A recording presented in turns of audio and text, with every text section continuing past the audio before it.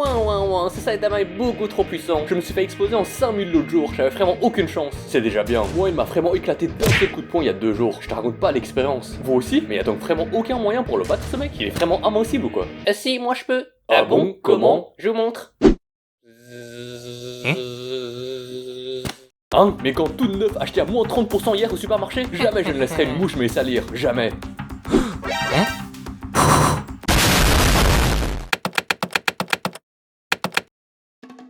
Moi je suis un gars qui adore les mangas et les animés. Et si toi tu es en train de regarder cette vidéo, c'est que tu l'es aussi probablement.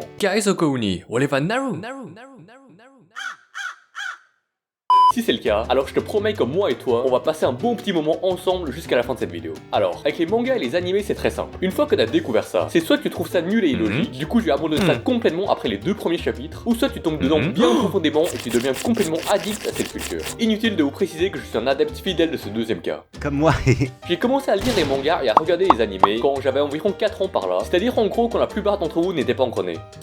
N'essayez pas de me mentir, je sais très bien que vous ne mettez pas votre frère âge car je suis passé par là moi aussi. Et donc ça doit faire environ 18 ans plus ou moins que je suis dans cet univers. J'ai été témoin du commencement de nombreux mangas ainsi que de leur fin, mais sauf peut-être d'un seul manga en particulier, et ce serait sans doute One Piece. Alors, je ne sais pas comment l'auteur y fait, mais 24 ans après la première publication de ce manga sur Jump, l'histoire n'a de loin pas l'air de vouloir se terminer. Est-ce que le mangaka il fait ça par passion? Ça clairement, l'histoire en elle-même est grave passionnante, c'est pourquoi j'en suis toujours accro après toutes ces années. Mais j'aurais aussi une autre théorie personnelle sur pourquoi est-ce que l'histoire ne prend pas encore fin après autant de temps. Et cette théorie est, si ce n'est pas déjà aussi flagrant, le fric évidemment. Ben, tant qu'il y a des personnes qui continuent de regarder, l'argent lui il continue évidemment de rentrer. C'est comme Scooby-Doo, dites-moi que vous connaissez ou vous n'avez pas eu d'enfance. Ou bien c'est aussi possible que ce soit moi qui est trop vieux, mais dans ce cartoon, chaque épisode pourrait clairement durer pas plus que 3 minutes si Fred aurait été posé quelques questions au préalable dans le magasin de masques. Maintenant, bien que j'adore les mangas et les animés, je ne peux quand même pas ne pas dire qu'il y a pas mal de trucs qui sont complètement illogiques dans certaines histoires. Après, je dis ça, mais je dis pas qu'il n'y a pas de trucs qui sont pas logiques dans les autres catégories de divertissement visuel, comme les cartoons ou les films. Par exemple, pourquoi est-ce que les tortues ninja portent des masques alors qu'il y a littéralement personne qui leur ressemble dans leur univers? Ce sont des tortues bordel! Ou pourquoi les Jedi n'éteignent pas les sabres laser de leur adversaire avec la force pour une easy win, etc.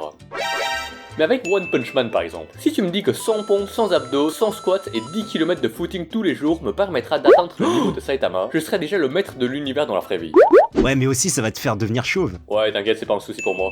Le pauvre. Maintenant, peu importe quel manga tu es en train de lire en ce moment, ce qui ne change pas par rapport au personnage principal de la plupart des histoires, c'est qu'ils possèdent tous un super pouvoir. Tu sais cracher du feu? Fairy Tail. T'as un corps en caoutchouc? One Piece. Tu sais devenir un singe? Dragon Ball. Tu sais tout péter avec juste un seul coup de poing? One Punch Man. Je ne sais pas si vous aussi, mais moi quand je lis des mangas, je m'imagine souvent que si c'était moi le personnage principal, quel pouvoir j'aimerais posséder. Mais après avoir lu des dizaines et des dizaines de mangas, et imaginer les pouvoirs les plus exotiques que je pourrais avoir, je me rends compte que, en fin de compte, il n'y a en fait qu'un seul pouvoir que j'aimerais vraiment de tout cœur obtenir, et ce serait le pouvoir d'oublier. Je suis sûr que toi aussi, il t'est déjà arrivé que t'aies lu un livre ou un manga que t'as trouvé que c'était tellement un chef-d'œuvre, et du coup tout ce que tu veux faire après de l'avoir fini, c'est de pouvoir l'oublier entièrement pour ainsi pouvoir redécouvrir l'histoire de zéro et revivre cette expérience encore et encore. Ce serait tellement un rêve pour moi d'avoir ce pouvoir, et pas seulement pour oublier des excellentes histoires que j'ai déjà lues pour les relire, mais aussi pour pas mal d'autres choses dans la vie. Oh, c'est bon, arrête d'être mélancolique comme ça là, les viewers vont partir. Et aussi, t'aurais pas oublié un truc par hasard?